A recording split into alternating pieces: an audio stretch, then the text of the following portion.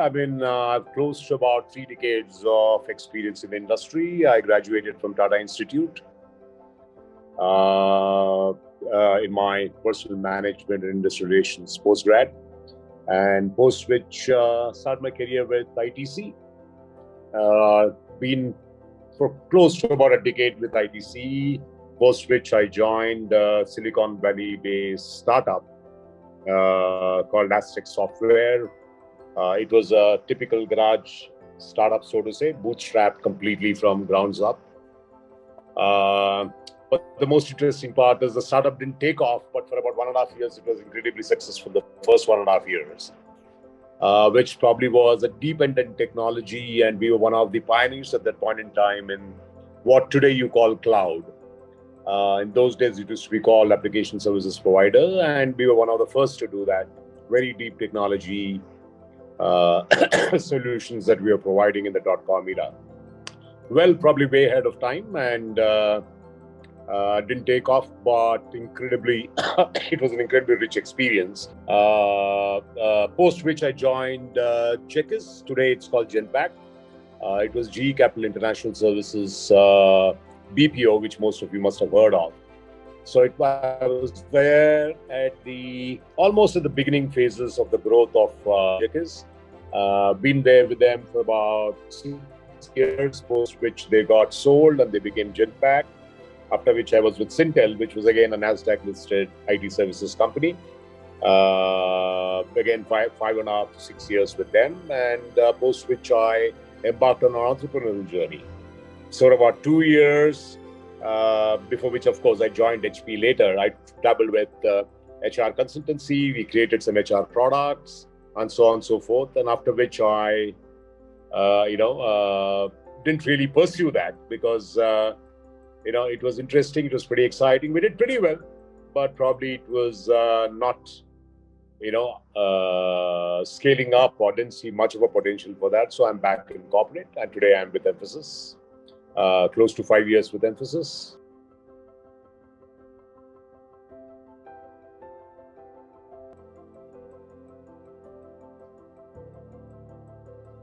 Traditionally, a culture is something over a period of time is built in a company. It's a bit intangible, but nevertheless, in the case of founders or the case of companies which have been there for a very long time, develop some nuanced beliefs and some nuanced behaviors which are very unique to that particular company. To really understand these value systems or belief and trying to really bring it to the fore, to the conscious level, and practice it as practice it with rigor and practice it with discipline.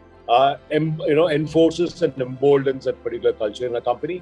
But really bringing it to the conscious fore, the subconscious elements and the behaviors which are very clearly palpable.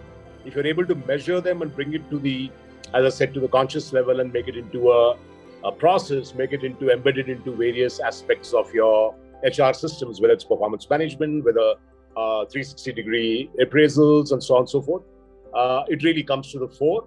And to build stories around the culture is the second most important thing to enforce the culture. How do you bring to life real stories of real heroes or real people who really are demonstrating those values or behaviors? And telling the stories around and propagating the stories is a second aspect.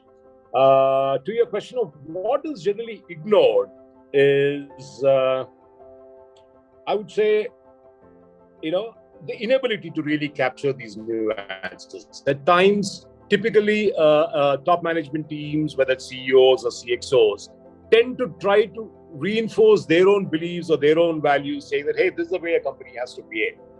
So I think what typically companies miss out is really getting into a bit of a scientific mode of really understanding these nuanced behaviors which have been existing in the company deep inside the DNA of a company, as I would call it, to really kind of bring it up to the fore and trying to modulate it and shape it to their beliefs and thoughts would be a much better approach than enforcing something from the top down.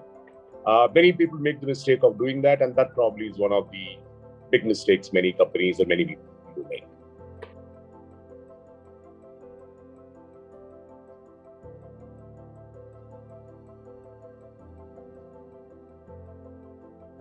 Well, I mean, when you say, these are two parts to the question, really.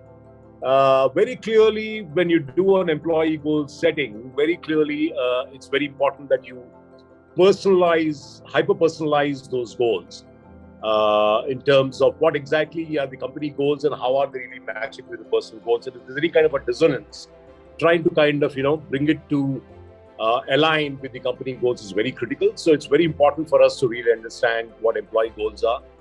The second part to it is how you build your capability or capacity. In fact, most HR designs, whatever you do, whether it's your performance management or goal setting or personal development goals and so on, the most important thing an HR has to really keep in mind is how are they really translating the business goals to personal goals. It's actually the other way around. So it's not first measuring the personal goals, but really getting in the business goals and how do you really align them to the personal goals. And if there is any gap, how do you build a just-in-time, hyper-personalized platform which really brings to the person's skills or capabilities to meet that of company goals is a very, very critical HR initiative or HR, shall we call it, HR strategy. So, yep, to the point you made, really kind of measuring it continuously, the employee goals and the company goals are in sync is fundamentally one of the key essence of how HR departments become more effective or less effective. It's very tough to really kind of enforce a culture. As I said, right in the beginning, that the values and beliefs of an employee and the organization have to be in sync. If there is a case where the personal goals are completely way off what the company desires, irrespective of how good the employee is, I think somewhere down the line, values override values, company values and company principles override that of individual performance. And there is a call that has to be taken. At what level is very clearly if a person is becoming dissonant within the organizational ecosystem. He's not really part of a team and it's becoming more disruptive than really becoming more productive. The call has to be taken then and there.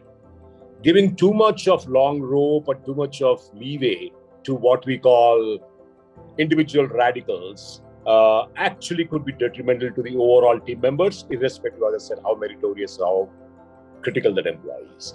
A very tough call, but nevertheless has to be taken. And I've seen many places where the tough decisions have been taken.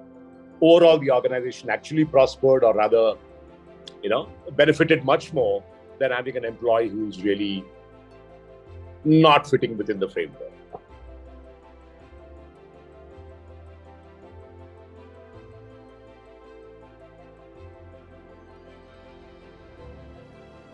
Several ways we do that. Post-COVID, of course, a lot of innovations have happened in terms of technology platforms, engagement programs, wellness programs, award and recognition schemes, giving special awards. For example, recently we announced Teslas for the 3 topmost salespeople, which has really kind of created a lot of excitement in the system. We have ACE awards, which are celebrated across the organization on a digital platform. Post-COVID, of course, we had to use a digital platform. We celebrate loyalties of employees. In fact, we consider even more than 3 to 5 years of experience as long service in the current age. And we recognize them regularly. But more importantly, I think we try to again blend with being a technology company. We try to see that very good contributions which are well in sync with our values as we define. We defined our values as high tech, high touch, and high trust.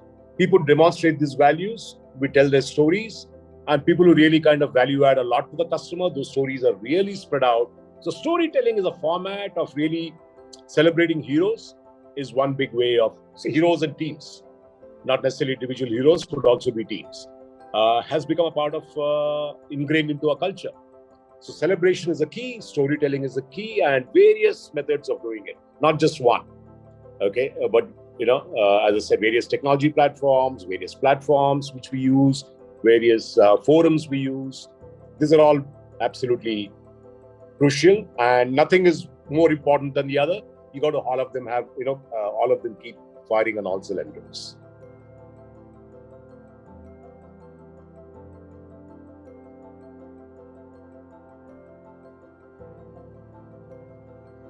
Very clearly, we do believe that promote from within as much as possible. All right. We try to not depend too much on lateral recruitment.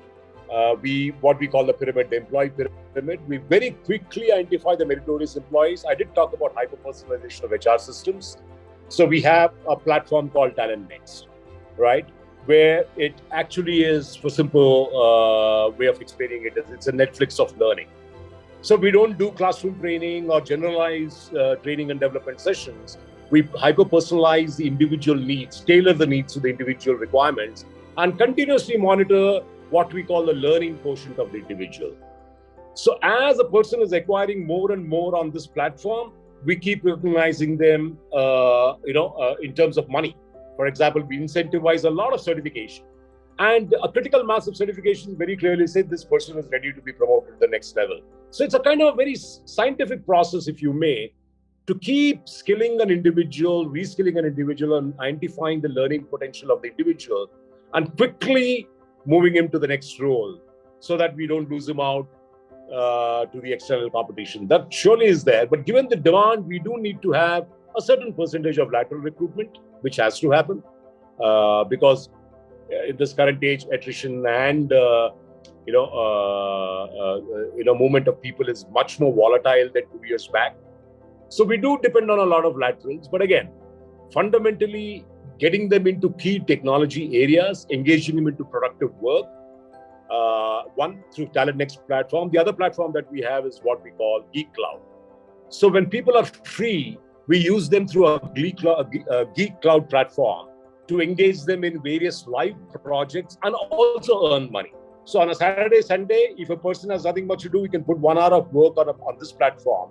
And if it's been accepted, the code or the work or the solution that the person has offered has been accepted, immediately he gets a monetary incentive.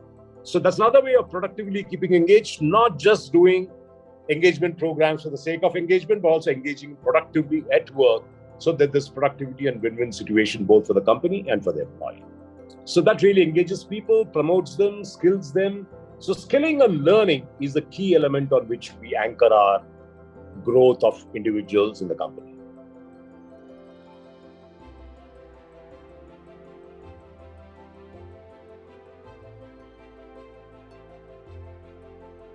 I think basically it's a good initiative the government has taken. Particularly the one I talked about, the last point which I made, that of Geek Cloud, where many people can contribute. The geek, what we call the gig economy, which is becoming really very, very critical, at least for our industry. It's good that it's been recognized, and of course the unorganized labor sector has been brought to the fore, which has been talked about for years and years together. The only inclusion would be, it's not very clear on the social security aspect. Though they've been brought into the ambit of unorganized sector, and even the gig workers have been recognized as workforce, and the productivity is going to be measured, I'm sure. But what kind of a social security are they really getting is something which is not very clear. It is a little vague on when it's going to be implemented and how it is going to be implemented. If there's a lot more clarity on that, probably it will be much more holistic in its implementation. That I'm not 100% clear of how it is. But otherwise, it's a very forward-thinking, forward-looking labor codes that the government has come up with. I wish it's very successful to really make the country and the economy a much more robust one.